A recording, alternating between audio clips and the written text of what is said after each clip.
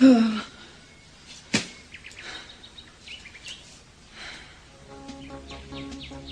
Lockridge.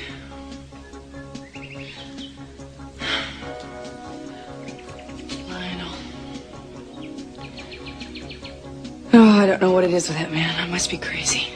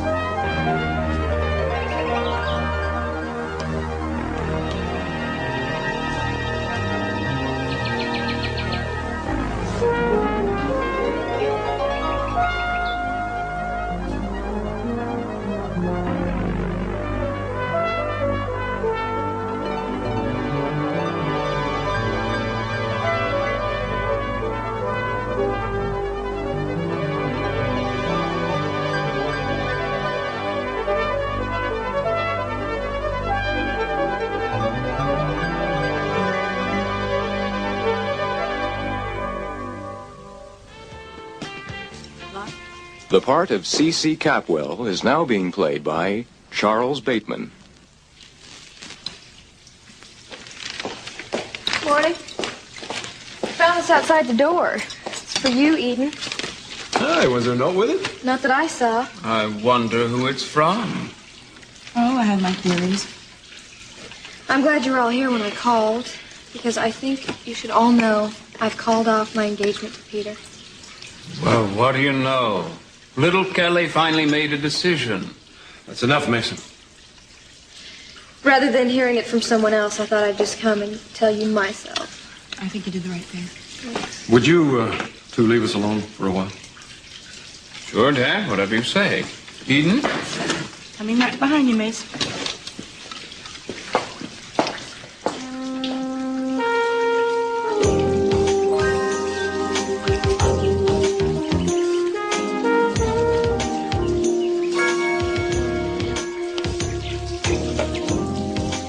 How did he know I love chocolate?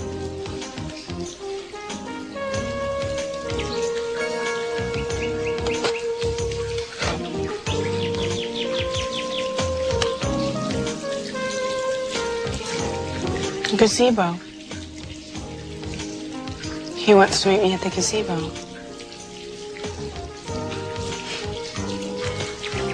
He hasn't given up.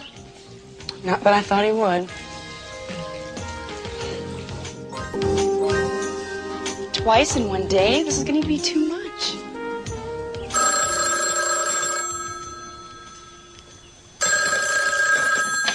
Hello? Kelly, it's Peter.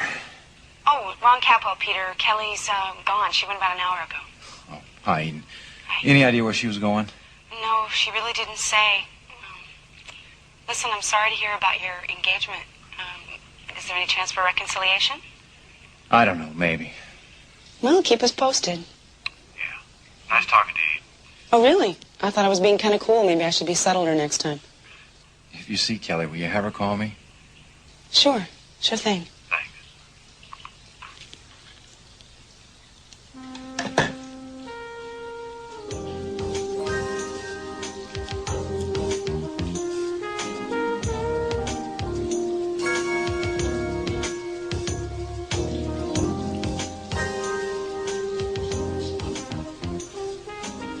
8:45.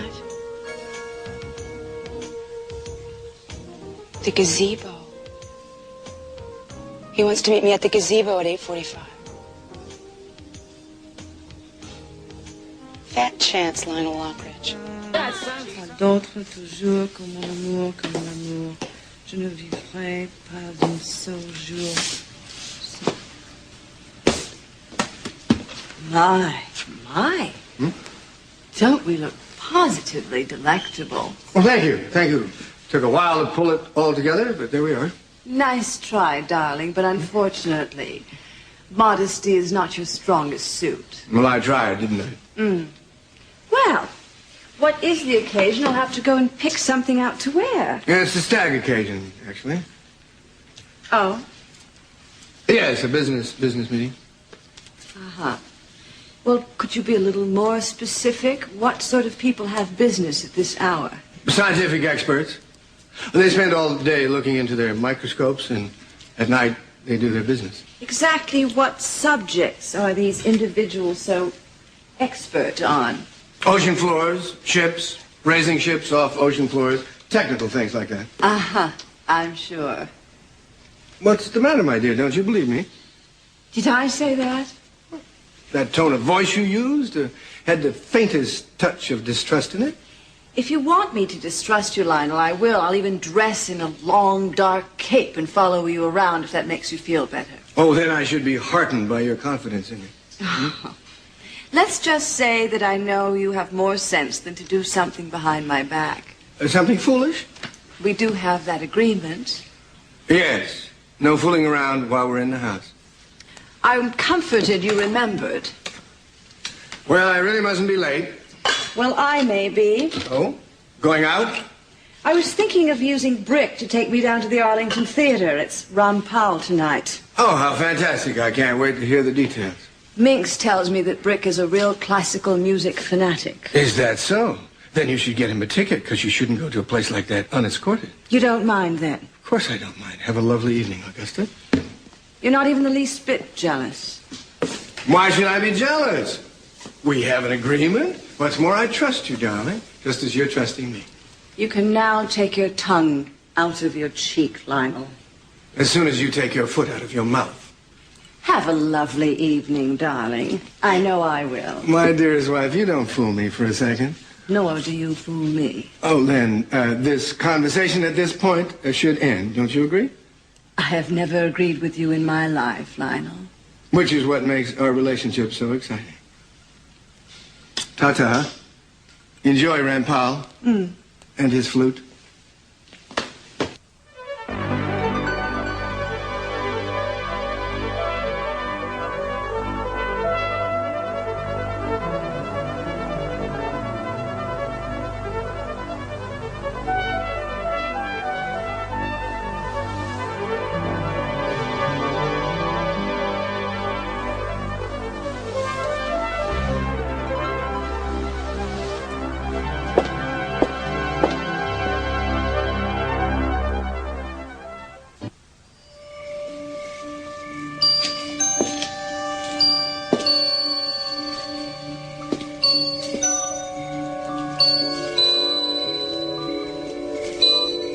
Going somewhere?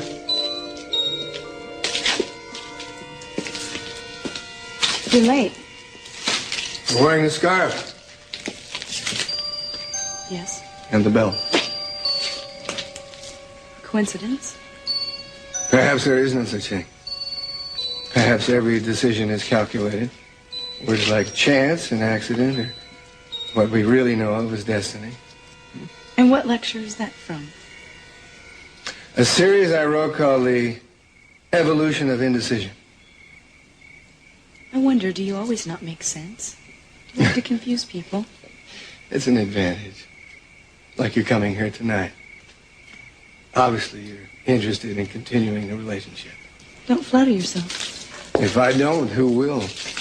I came here because I wanted to re-emphasize what I'd already told you before, and that is I'm not interested in pursuing a friendship with you. No messages, no gifts, no nothing. And what lecture is that? The Book of Rejection. You've heard of that? I wrote it. I'm serious. No more, no meetings, nothing. And what if I don't agree?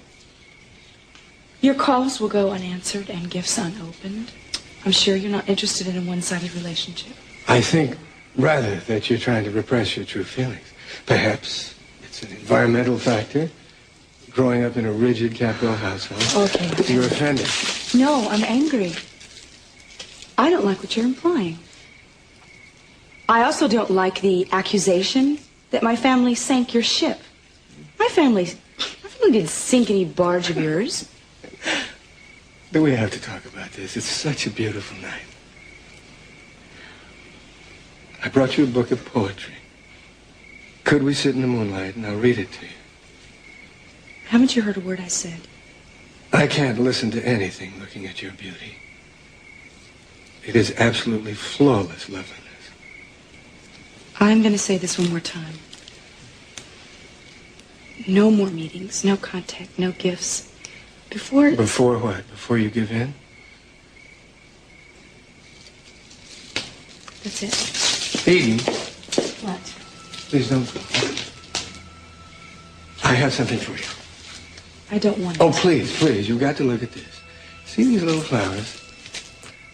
I found it growing on the wall that separates our two properties. There it was, this little tiny flower surviving in this cranny. All these feuds of these two families. Now, please take it. And if you do, I promise you, I'll never bother you again. Please.